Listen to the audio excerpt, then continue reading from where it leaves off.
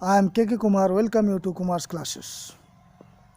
Guys, ऐसे रखना एक बहुत आसान वर्ड है गाइस, और आप लोग अक्सर इसे यूज करते हैं और अक्सर इसे बोलते हैं। तो गाइस, रखना, इसका इंग्लिश आप लोग किप जानते हैं, KEEP, किप जानते हैं। हाँ गाइस, ये बिल्कुल सही है, किप तो होता ही है। लेकिन रखना को हम किस सेंस में, किस चीज़ के लिए यूज करते हैं, उस अनुसार इसका इंग्लिश बदल जाता है गाइस। जैसे ये एक छोटा सा क्लिप है, लेकिन बहुत ही इंटरेस्टिंग है गाइस और बहुत ही यूजफुल है गाइस। ये आपको ज्ञान को बढ़ाएगा गाइस। अतः इसे बिल्कुल ध्यान से सुने और समझने की कोशिश करें कि मैं कहना क्या चाहता हूँ। तो गाइस, यदि मान लीजिए पहले से आपके पास कोई चीज़ है, आपके हाथ में कोई चीज़ है, मान लीजिए एग्जाम्पल के तौर पे मेरे हाथ में ये कलम है या आपके हाथ में ये कलम है, वो पहले से आपके पास है और मैं कहता हूँ कि उसे टेबल पर रख दीजिए। मीन्स कलम को टेबल पर रख दीजिए, तो पहले से आपके पास है और मैं इस कलम को उस टेबल पर रखने के लिए कह रहा हूँ।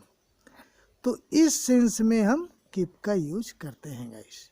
जैसे keep the pen on the table. आशा है गाइस आप इसे समझ गए होंगे कि हम लोग कीप का कहाँ यूज करते हैं।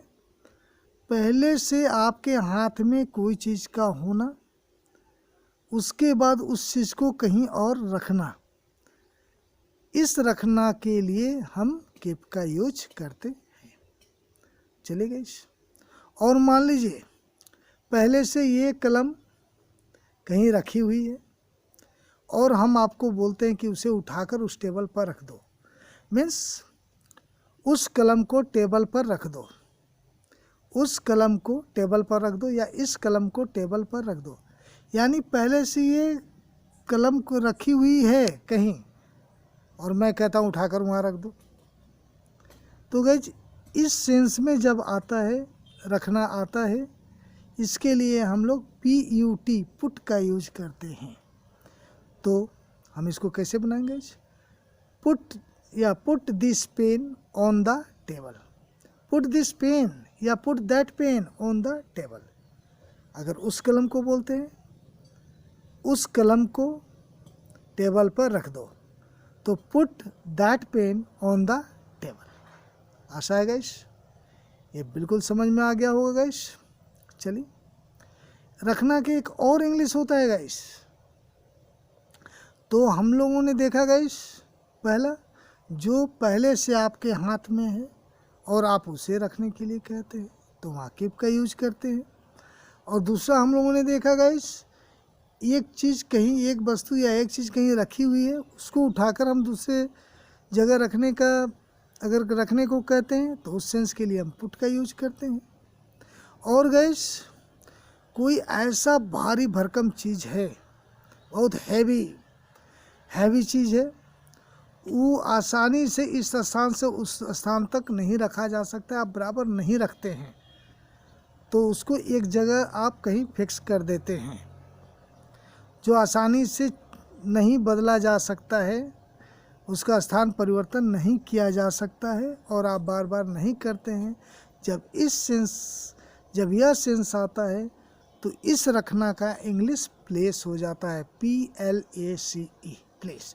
जैसे रेफ्रिजरेटर को उस कोने में रख दो। रेफ्रिजरेटर बहुत हैवी होता है गाइस, हम उसको बराबर इधर उधर तो नहीं कर सकते हैं गाइस, एक जगह कहीं हम स्थिर कर देते हैं।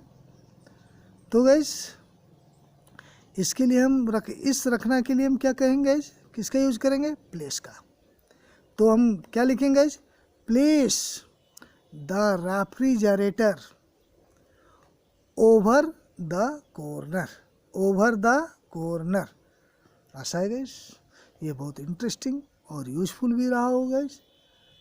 और गाइस, हमें आप बूस्टअप करें गाइस, एक लाइक दें, और यदि आपने अभी तक इस चैनल को सब्सक्राइब नहीं किया है तो आप सब्सक्राइब करें, और गाइस उन दोस्तों को भी शेयर करें जिन्हें आप समझते हैं कि इस वीडियो का उनको भी एडवांटेज मिलना चाहिए गाइस। और गाइस जितना अधिक से अधिक हो सके आप लोग इसका एडवांटेज उठाए guys. I think that's enough for today.